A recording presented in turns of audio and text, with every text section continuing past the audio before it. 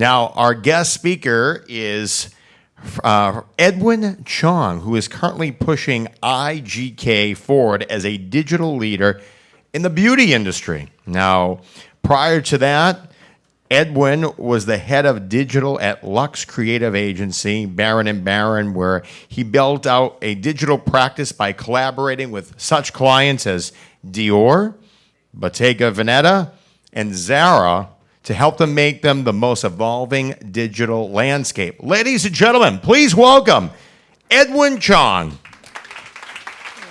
Hello. I'm Edwin. Thanks for that introduction. Vice President of Ecommerce and Digital Marketing for IGK. IGK is a premium hair care brand, which I came to obviously because I'm such a big user of the product. So we do DTC. We also are sold in Sephora and Ulta as well. We work with a number of the tools that you heard about earlier. So thank all of you guys for making me look good on my day-to-day job. But today I'm here to talk about NFTs and not hair, right? So their potential, their power, and the practicalities. And so first of all, I think there's been NFTs in the news a lot lately. So first off, just wanted to start by why do we care about NFTs, right? Do we care because Justin Bieber bought one for over $1 million? Do we care because Tom Brady and every other star athlete is getting into them? Is it because Adidas is getting into them? Is it, there's so many things going on kind of in the world of NFTs, and it's not really because of any one particular thing, I think, that makes them so interesting. It's just because they are kind of just prevalent right now, right? There's just so much attention being paid to them that it's hard not to care, right? So we kind of owe it to ourselves as brands to look at this as, what is the opportunity here for our audiences and for our customers and for our business, right? It's really hard to kind of ignore, at this point when you've got NFTs as your ticket to Coachella, you've got the Super Bowl kind of issuing commemorative NFTs, and of course you've got Snoop, right? So, what is an NFT? There's so many opinions these days, right? Of course, NFTs are a multi-level marketing scam, right? That's what they are,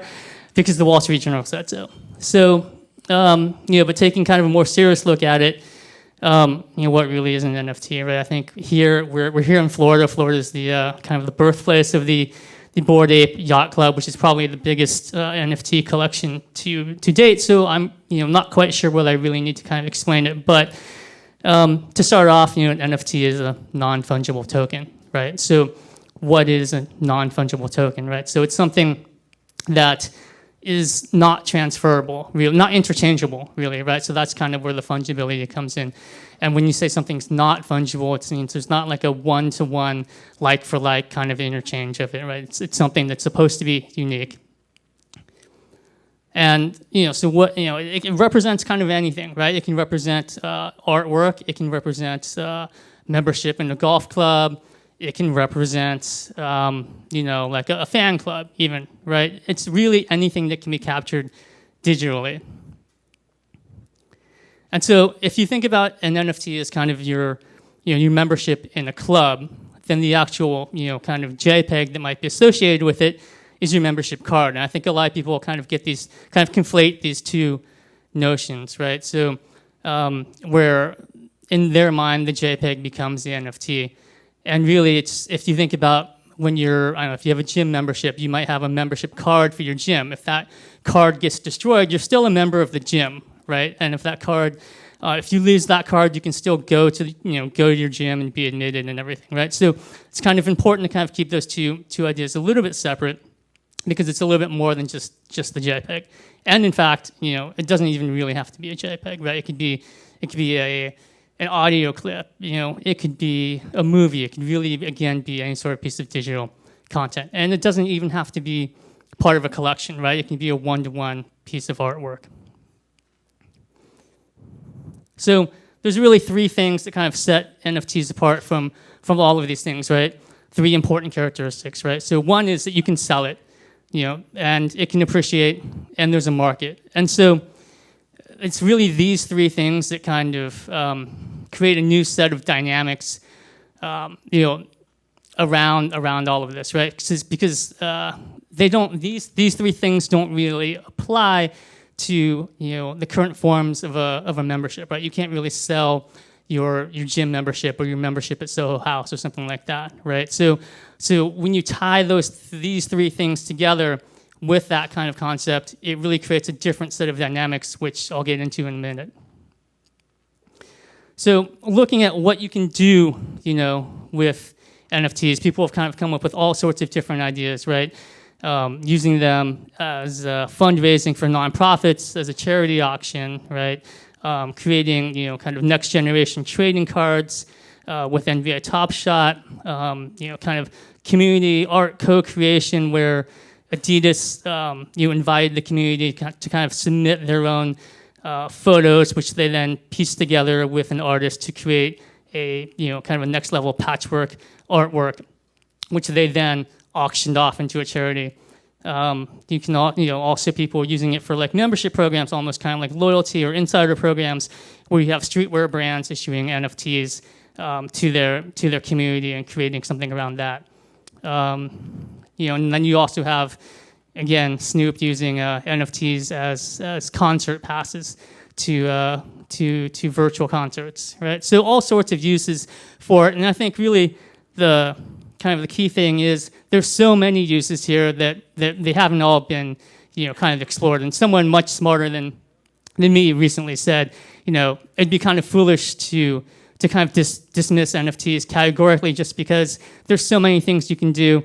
That's just like we haven't seen them all yet, right? And this is a guy, if you're not familiar with him, Paul Graham, the founder of Y Combinator, which is a hugely successful startup accelerator, right? He's made a really nice living out of predicting the future before it's fully happened. So again, like all of these uses, right? They already exist in one form or another, right? There's nothing necessarily new about doing a charity auction or new about selling concert tickets or anything like that, right? But what is kind of different is that when you do them as an NFT, again, it creates a different dynamic, which kind of has really kind of powerful effects, right?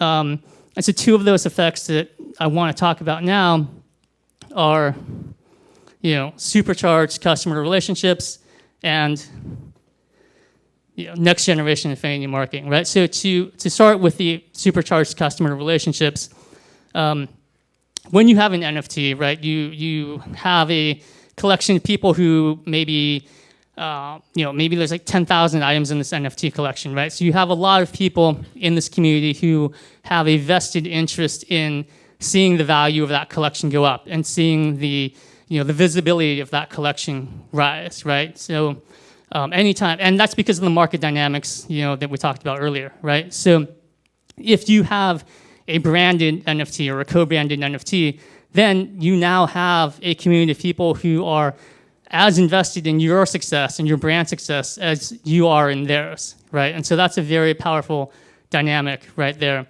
That allows you really to kind of like incentivize a lot of actions among that community, that matter to you in a way that you may not have been able to do before, right?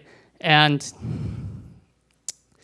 it's really you have a bunch of people who are very, very keen on seeing the value of that collection rise over time, right? And that's really the type of LTV that any sort of brand would really be interested in, right? And then secondly, you have kind of like what I'm calling next-gen affinity marketing, right? Because when you have these people coming together for an NFT collection around a shared interest or a common interest, or support for a mission that they all believe in, or even just because they like the vibe of that collection, whatever it is, right? So now you have a group of people aligned on a certain set of interests, and if those interests match your brand's interest, you're able to then connect with that community with really pinpoint accuracy without spending a ton of ad dollars to go out and try to like find and reach all these people through standard paid media or other means, right? And so that also is really powerful because now you're able to just establish that direct connection at a much lower cost, and because of that, you're able to kind of also enable customized experiences for all these customers and all these users that you've never necessarily seen before.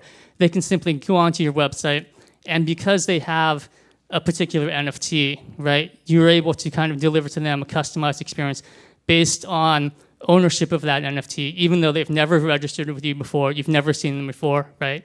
But you're able to customize an experience for them. So these are two kind of, I think, really powerful effects that brands can use with NFTs. And to kind of like put this in more concrete terms, two examples of how we used both of these at IGK. So to start with, we were launching a new hair color product line earlier this year, right? And we thought this would make a really nice opportunity to kind of experiment with NFTs, right? And use it really as a potential pillar for a new sort of insider program for our consumers, for our audience. So what we did was we teased out this collection of NFTs based on kind of like the hair shades that we were introducing, right? So instead of going on, where people normally look for NFTs, we chose to use channels that our audience was already familiar with, right? So TikTok, Instagram, paid media, right? Just to get the word out. So we had some people just posting on TikTok, where this one is just mentioning one of our shades, which happens to be called Stay Gold Baby, right? So people saw this on TikTok, they clicked through, they found this NFT that we had created, and we invited them to enter sweeps for a chance to win this NFT, right? And then so sign up, enter the sweeps, they get their chance to win. So kind of a couple key things that we thought about when we were developing this campaign, right, is that we wanted to make it work for them and not make them work for an NFT, right? So that's why we chose to kind of introduce it on mainstream channels and not necessarily where a lot of the hardcore NFT enthusiasts live, which is on kind of crypto Twitter and Discord, right? So we wanted to really kind of keep it relevant to our audience and not necessarily target so-called NFT experts, right? So and we also chose to make it free, right, and kind of introduce perks and benefits to holders over time, because we knew that NFTs were new to our audience, and we didn't want to, we couldn't expect them to pay for it, right? We knew that approach wasn't going to work for us, right? So, we chose to give it away for free rather than doing what some people do, which is, they put out an expensive NFT and they run an auction for it and they just try to like raise money for something, which is great, right? But we knew that our audience wouldn't really respond to that because, this is the first time they're ever seeing an NFT. Why would they bid, thousands of dollars on something? So if we did that, we knew we would only get people who were already familiar with NFTs, but maybe have nothing to do with our brand. And we chose to kind of randomize it through a sweepstakes to make it fair for everyone to get.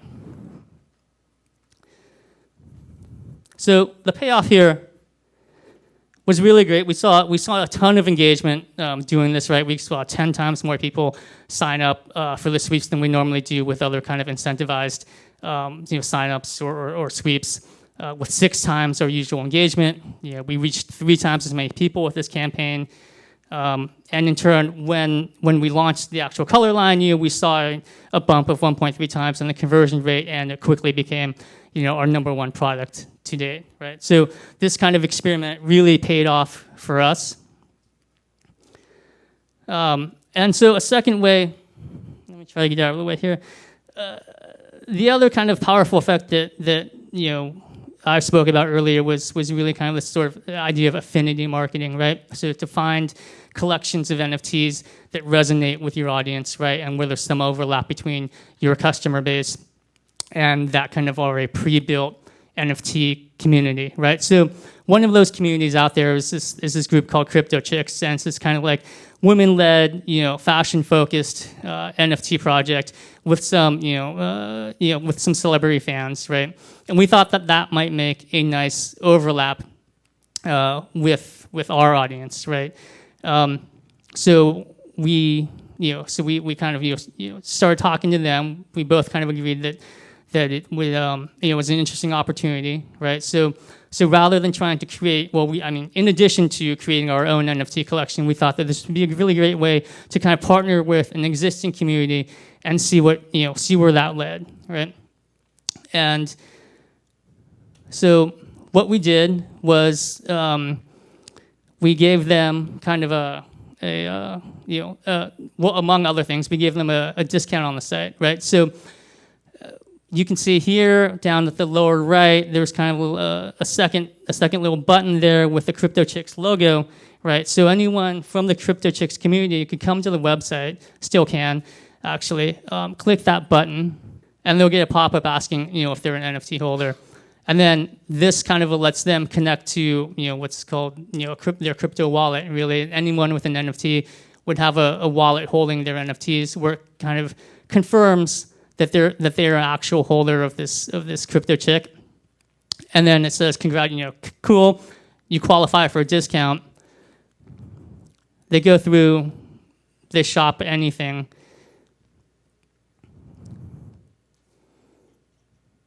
Proceed to checkout, and then they'll see the discount applied, all just by verifying the ownership of their NFT without having to type in a promo code or anything like that, right? So there was talk earlier about, giving away promo codes and worrying about that they might end up on discount sites and whatnot. And so this allows us to really, again, target these guys with pinpoint accuracy so that only the people who qualify for a discount are able to get it. And we can do kind of the same thing, not just with discount codes, but you could apply this to, exclusive content if you wanted to, or exclusive products, right? Where you kind of gate these pages behind, like logging in basically with an NFT. So the feedback was really great, both from their community and outside the community, right? Like their community found the brand alignment really good, right? We even got like a couple people doing kind of like side-by-sides with IGK haircut dye compared with like their own kind of like crypto chick image. And it was really nice to see some of these people were already actually IGK salon customers. So the feedback among the community is great. Hopefully we've made some solid friends there. But beyond that, just this integration between so-called Web3 and Web2 made an impact in kind of like the broader Twitter sphere, where people are recognizing that yes, you can now kind of use this as a means to really specifically target communities and audiences that matter to you, right? Without spending, without that intermediary of like spending a ton of money on a paid media buy, right? Just go directly to the community. So this was super encouraging to see. And then just kind of lastly, wanted to kind of go over some of the practicalities of doing these things, right? So this was I won't say an ordeal, but when we first proposed it, some of our other corporate departments had a lot to say. So there's more to it than just the technical aspects when you're considering kind of using NFTs for your brand, right? On the legal end, our legal team was super supportive and looked for lots of ways to make this happen, but at the same time, they had lots of questions, right? So this is by no means meant to be kind of legal advice or anything, but just kind of a summary of some of the questions that came up during this process. Even just the way you describe, the NFT that you might be offering can kind of have implications, right? Calling it a collectible can potentially have meanings for the long-term existence or value of something, and kind of saying that this NFT will let people get discounts in the future, or will let them get access to free styling sessions, or this will let you get something, anything that you promise in the future, you have to kind of be able to make sure that you're going to be able to deliver on it. And if it is something that happens in the future based on an NFT kind of existing, you kind of then also have to make sure that, your NFT will be around for that time, right? So unless you want to get in the business of also becoming a tech company, which IGK currently I don't think does, you have to make sure that the service providers that you're working with are going to be able to, to support this for as long as you've kind of promised people to have these benefits, or else you kind of need that legal wording in your terms and conditions to say that, like, this thing can go down at any time, and we're not responsible. So, there's another, kind of a number of other considerations here, right? Just make sure that the content that you use for it has all the usage rights cleared. There's also, things that come up with, like, who owns the rights to the artwork that you put out, right? Does it transfer to the user, or does it, is it retained by the brand, right? And what happens if something goes wrong when someone's getting this NFT transferred to them, right? So who's responsible for that? Because it's based on a like a decentralized blockchain, right? So is there a responsible party, right? And should it be the brand for sending it over, or is no one responsible? So just a lot of things to consider in terms of, like, what to put in terms, and then just also financial considerations as well, right? First of all, is your organization okay with using crypto? Because establishing a crypto wallet to get the funds to kind of publish an NFT often requires a little bit more, corporate disclosure than just setting up a PayPal account or something like that, right? So there's a lot of these kinds of questions that come up, and also, like, what's the value of the NFT? And when it's traded between people, oftentimes you can include a commission. How do you account for that commission? How do you account for the appreciation if it happens with the NFT, right? My favorite question that came up is, why can't we just do this with a login instead of something that might have value, and just kind of and just kind of sidestep all of this, right? But if you do that, right, then you kind of get rid of the entire dynamic, the whole market dynamic of NFTs, which gives them all those kind of powerful effects. And then lastly, in terms of technical considerations, right, there's a bunch of different blockchains out there which you can build an NFT on, and so then there's considerations around that. One popular kind of issue right now is just the energy consumption, right? If you're doing it on certain blockchains, it's going to consume a lot of energy. Your audience may or may not, be as concerned about that. And then you have to balance that just against the reach and the familiarity that people have with a certain blockchain. Newer ones that maybe consume less energy, maybe not as many people are using. So there's sort of that brand perception too, right? So, like, using a familiar, well-known one is kind of like using an iPhone. Maybe, and that has a certain kind of perception and image that goes along with it, versus saying that we're on this other blockchain instead, and it's just as cool, but it's like Android, and people just kind of, I think, mentally just have a different perception. And full disclosure, I use an Android phone, so I don't really care. But another issue is kind of the so for that, I think that's really kind of a business decision, right? And then you have a couple other technical concerns. How do you publish the NFT, right? And really, like, I guess in NFT parlance, it's minting, right? How do you create this thing? There's a lot of technical aspects there, smart contracts to publish it and make sure that transaction is going well and works properly. There's a whole host of issues, I think, that are a little bit more technical that I don't really want to get into detail unless people have specific questions in terms of randomizing the distribution of it, making sure it's not too expensive to do when you launch it, and how do you, I think this was an issue also that was brought up earlier, but in this case also, how do you deal with bots who often try to kind of,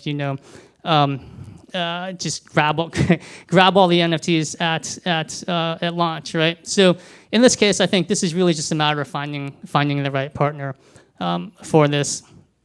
And then for the example I showed you where people are kind of connecting with their NFT on the IGK site, that's something kind of called token gating, right, or like an NFT login. That was done for us by a partner who developed a Shopify plugin for that very thing, which makes it really easy just to kind of install and turn on. So again, there I would just say, like anything, find a good partner there.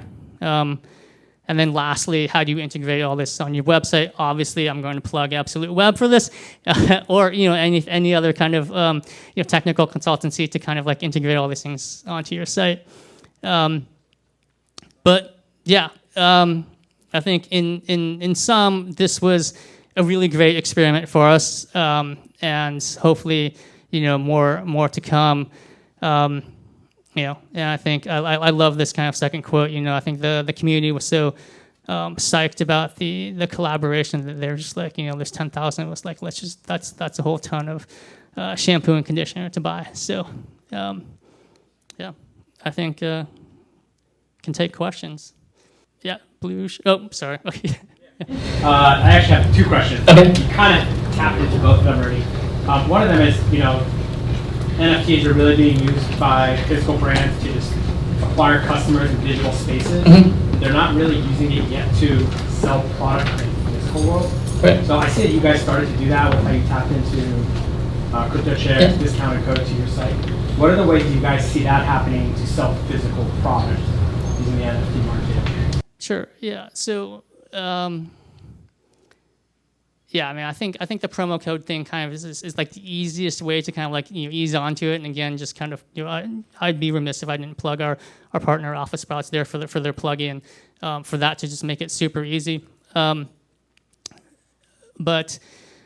I think that also I think you're going to start to see like more people doing like exclusive merchandise and that sort of thing as well. I mean, there was already questions from the crypto chick community about like doing a doing a co-branded label on some of our products, right? And just if we did a limited run of that, selling it, obviously, hopefully they'd buy a bunch, but also, again, it goes back to not only would we hope that they buy a bunch, but we would also hope that they kind of, promote it to their friends and their own kind of audience beyond that, right? Because they're all, again, they all have an interest in seeing their group become more visible and more valuable, right? Because that makes their NFT worth more, right? So I think their NFT communities tend to be, I think, very vocal and very active in terms of like letting the world know what's going on with their project, right? And so instead of us. Or in addition to us kind of, sponsoring a handful of influencers to talk to and make a post to their audience, right? This is, hundreds or thousands of people really kind of posting to their audiences in an organic way. But to get back to the physical thing, like a brand like Adidas, right? I mean, they're dropping physical product based on the NFT that they issued as well, right? And so I think that's another, way that you'll see it kind of merge. In our case, we can also, again, run it like a loyalty or membership program as well, right? So personal styling sessions, whatever type of experiences we want to offer as well. Sure. Hi, Edwin. I'm curious about the first NFT you spoke about. Is that a PFP within a larger collection, or? Yeah, sure. So the crypto chicks thing, or so the one that we did. Yeah. Okay, so it's a collection, right? So it can be used as a PFP, right? And it's still, I would say, to be totally transparent, it's still early stages, right? So we just kind of started getting it into the hands of people, and from there, we have, we definitely have kind of ideas and plans around how we want to like activate on it from there. And I think, again, making it a pillar of some sort of, insiders or membership program is the way that we're thinking about going with it right now, kind of giving them early access to new product launches, or, kind of continuing kind of, insider discounts and that sort of thing, based on that ownership. Yeah. And is this, like, thinking into the future, I realize you're still in the process, are you going to be able to rely on your current team, or you feel like you have to bring in Web3 people to be able to talk the talk? Right. So that is, good question, right? So I think right now, so far, again, kind of, Alpha Sprouts being kind of an initial partner, I think that they, I think for the Web3 things, they should, I think, be able to support us for now. If it gets bigger and bigger, maybe it needs to be like, additional people. In terms of in-house, that's just kind of, so a little bit, I guess, about our corporate structure. Like, there's a couple different brands under one umbrella, and we all share the same kind of like technical team. So there's already interest. One of our sister brands is R&Co. And so there's already interest with them about doing something similar. So I think it just becomes a question of like, if we get enough of our, sister brands involved, then we can get our own technical team on it. If not, then we may have to like engage other partners. But I think also you're also asking the wrong person, because my mentality is always, yeah, we can do it. Yeah, I mean, like in my past life, I was building headless Shopify, integrations as well. So, so I'm always like, yeah, let's just do it.